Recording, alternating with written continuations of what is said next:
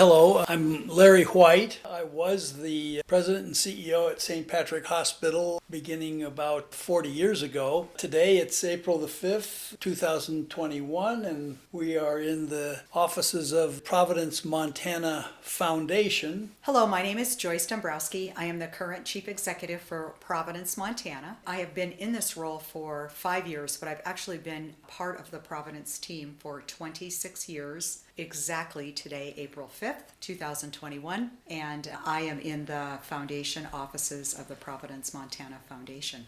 Larry, I just want to share with you a little bit about the challenge of leading in a pandemic, which sort of the funniest or maybe a little bit cynical comment I had someone say to me is, "So you wanted to put pandemic on your resume?"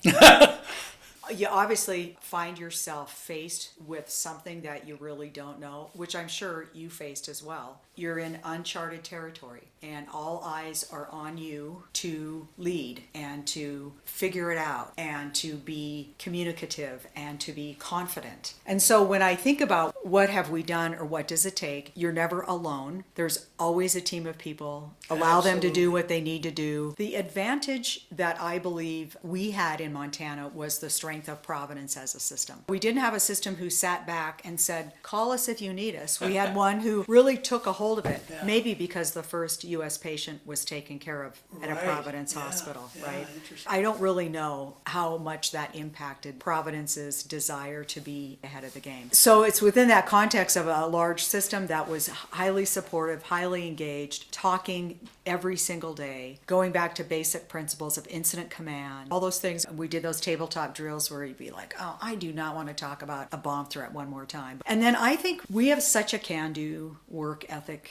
Of course we're going to figure this out. Like, no one was daunted. That led us probably through the first 6 months, but it was in the fall where I think we really reached the point of we're tired of it and we're seeing far too many patients than we have resources. So that's really when the surge hit, and I think really where the fatigue, the sort of, can we really do this? It was very difficult that fourth quarter. That's where the leadership had to come in. Tell us about that.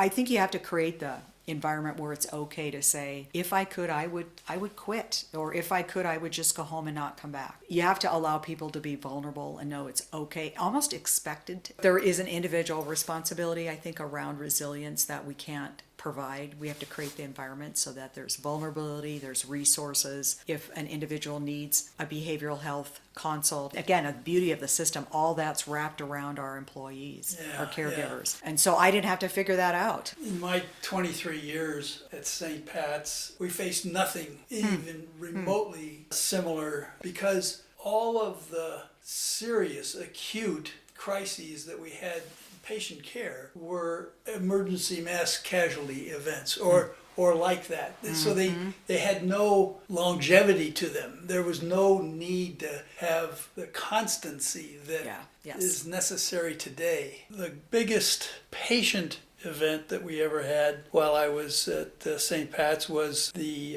Alberton train accident where the chlorine gas affected something like 2,500 people. Yes. And the pulmonologists were working their heads off. Again, somewhat similar. There was no direct care or work done by me. It was all the folks who had done all of the practicing and boring drills forever and ever and ever, which you only appreciate when the bell goes off. That's right. The other significant patient event that I was personally involved with was the crash of a Life Flight helicopter back about 1985, 86, when it crashed in the Gospel Hump Wilderness.